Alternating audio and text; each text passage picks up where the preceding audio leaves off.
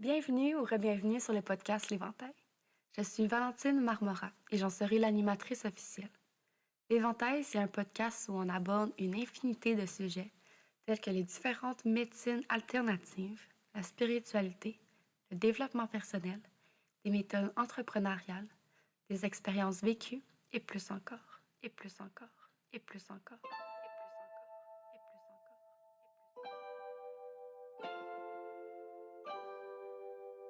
Ici, il y a comme limite que celle qu'on s'impose soi-même. Je vous partage des outils concrets que j'ai moi-même expérimentés qui, je le souhaite, vous supporteront tout au long de votre cheminement dans la reprise de votre pouvoir personnel.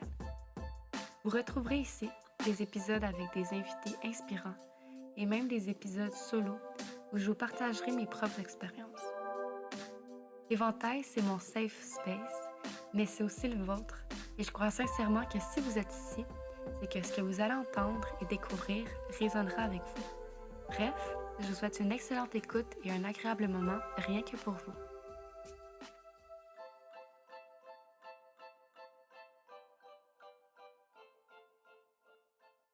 Salut, j'espère que tu vas bien. Cette semaine, je voulais te parler dans un épisode solo de mon voyage de 6 mois en Europe.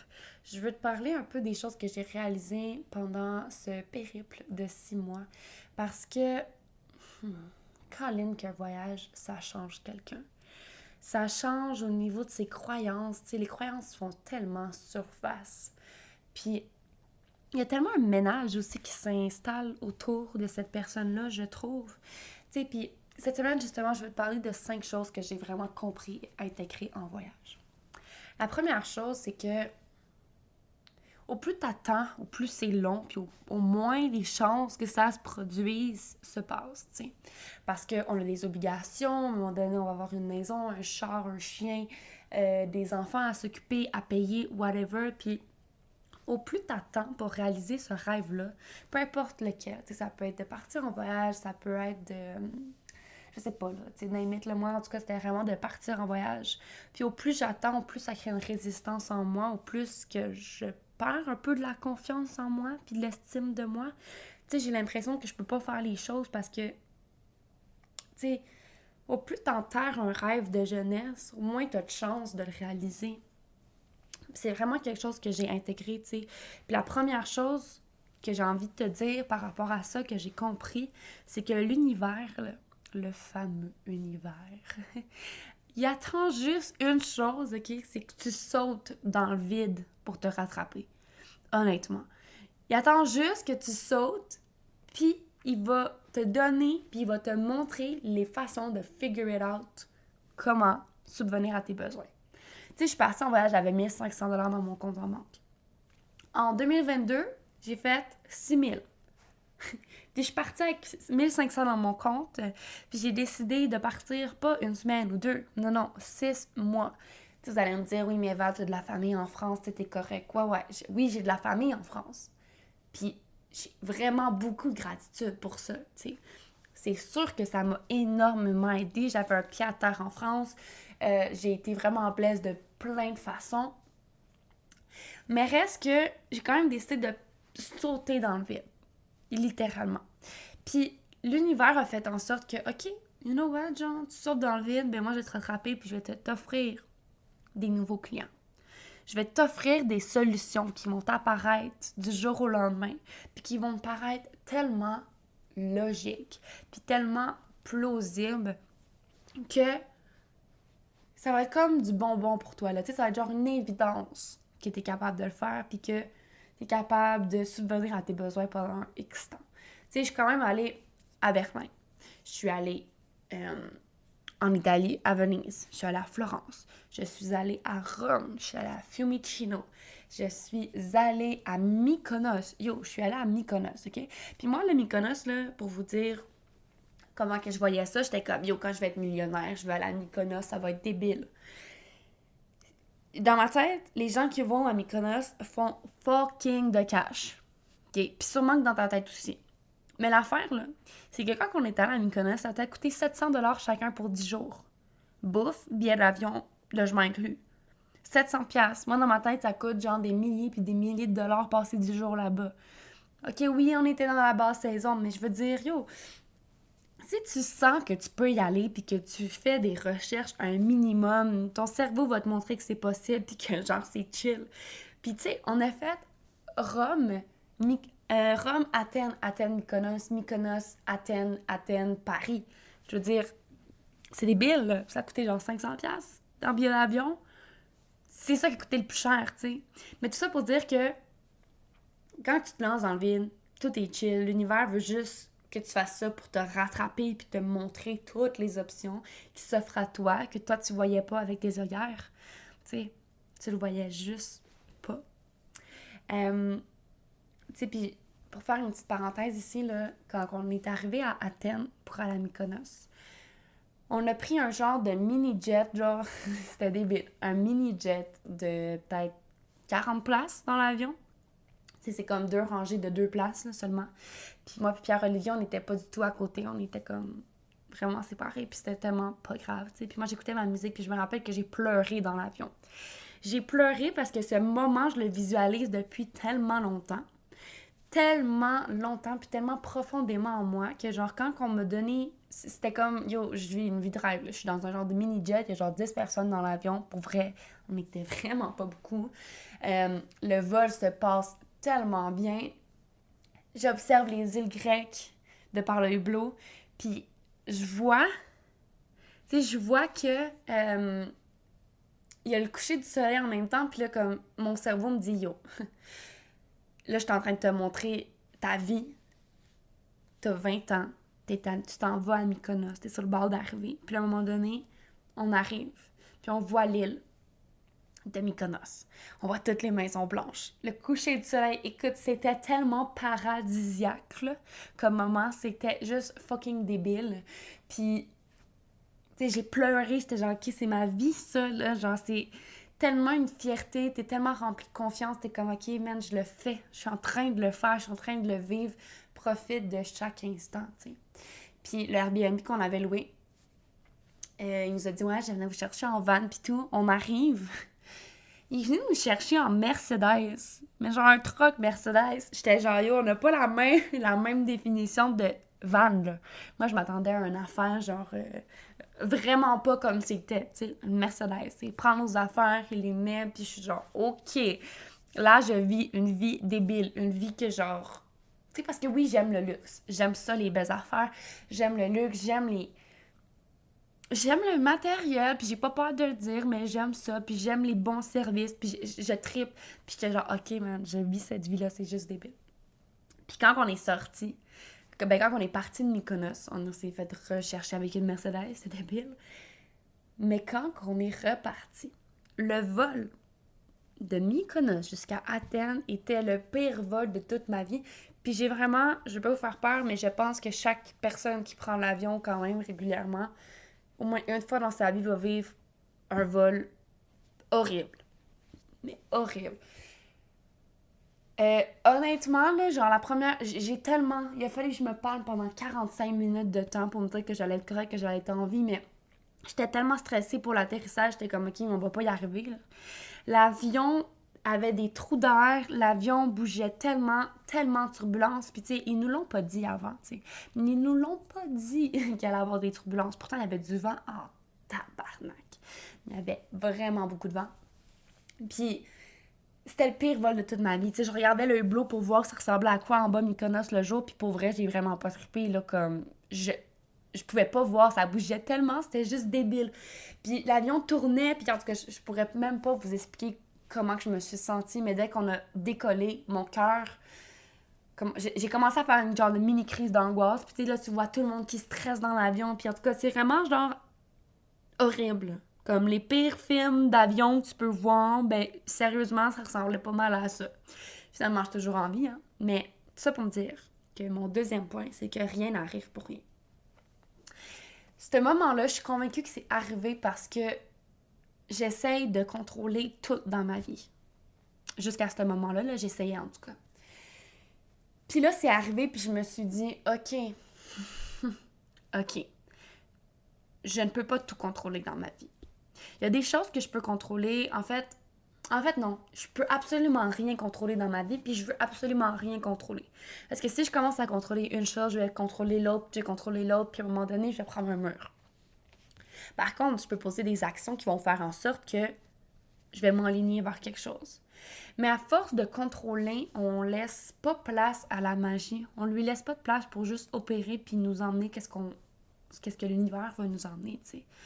Puis ça, c'est arrivé parce qu'il fallait que je comprenne que quand j'embarque dans un avion, je contrôle absolument rien. Je remets tout mon pouvoir entre les mains d'un pilote qui, lui, sait ce qu'il fait. J'ai aussi, à un moment donné, genre, failli perdre mon passeport dans un métro italien. Puis je m'en ai rappelé à la dernière seconde. J'ai couru dans le wagon, j'ai pris mon sac à main, puis je suis sortie. Puis au moment où je suis sortie, les portes se sont refermées. C'était débile. Mais ça aussi, rien n'arrive pour rien. J'ai failli perdre mon passeport. Ça m'a fait réaliser que, OK, garde tes affaires proches de toi. Puis ça, c'était pas tout. Quand on est arrivé à Mykonos, c'est arrivé la même affaire. J'ai oublié mon passeport dans l'avion, tu sais. Non, mais des affaires débiles de même, genre, moi, je fais ça. Mais ça n'arrive pas pour rien.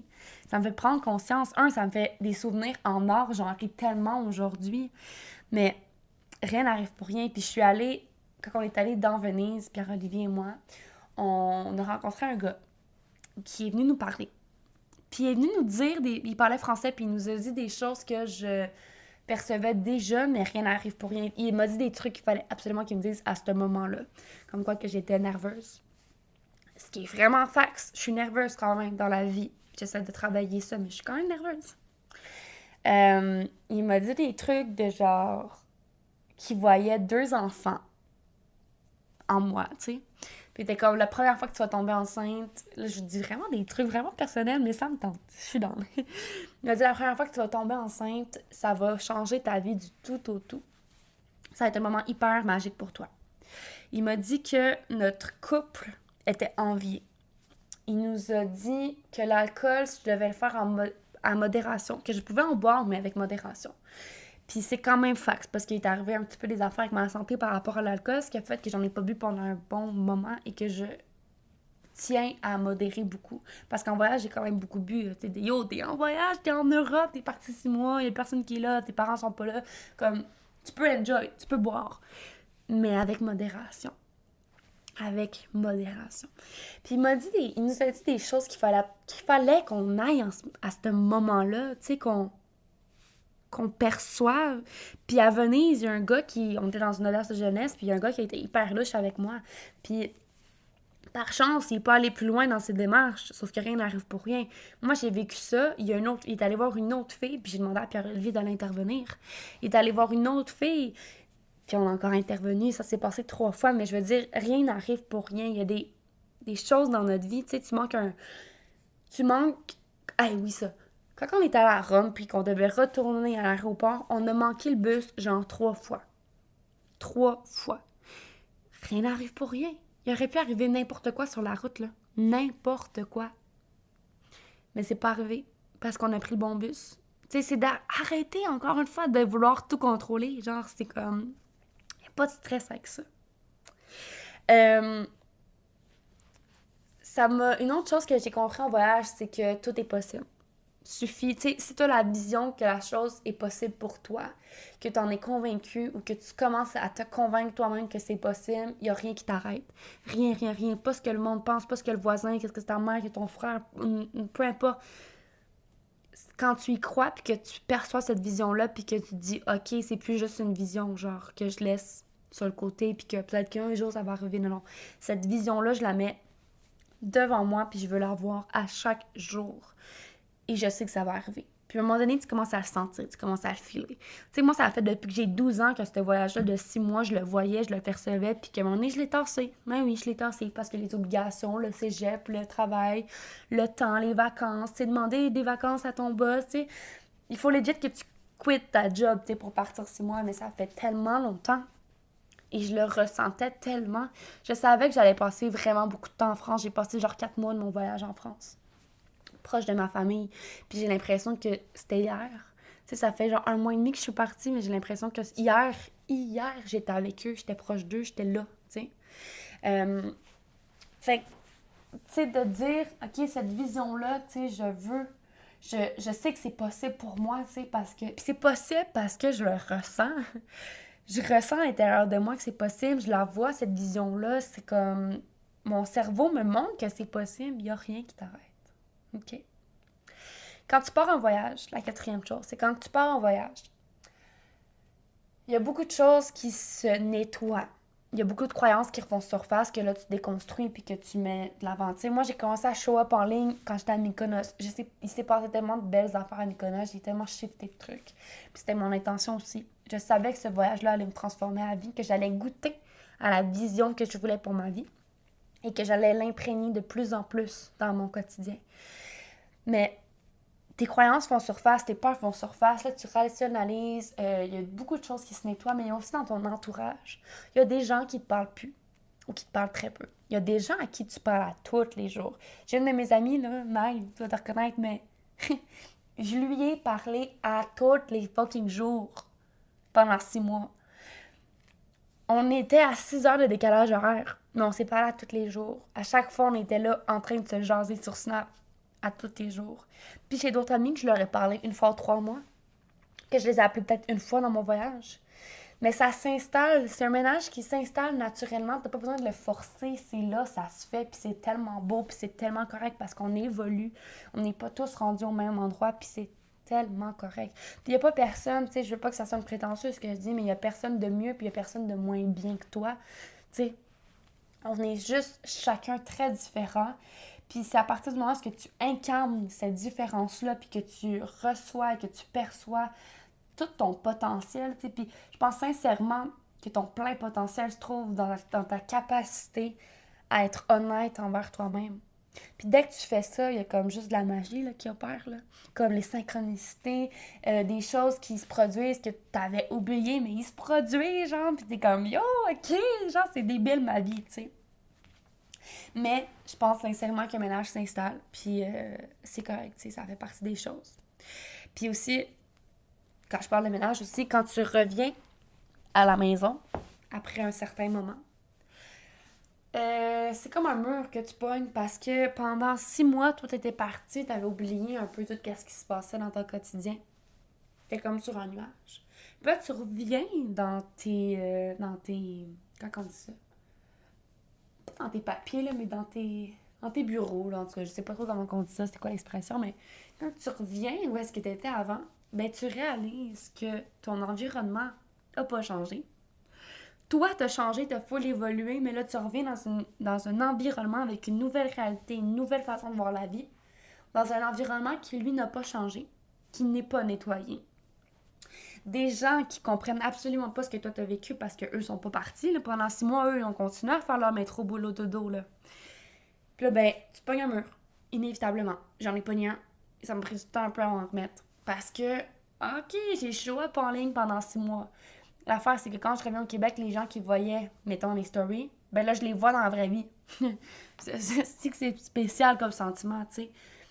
Fait que ça aussi, ça vient vraiment te challenger parce que, ben, toi, t'as changé, t'as évolué, mais le monde, quand tu reviens, le monde autour de toi, l'espace autour de toi, ta maison, tes animaux, il n'y a rien qui a changé. La routine a toujours été implémentée.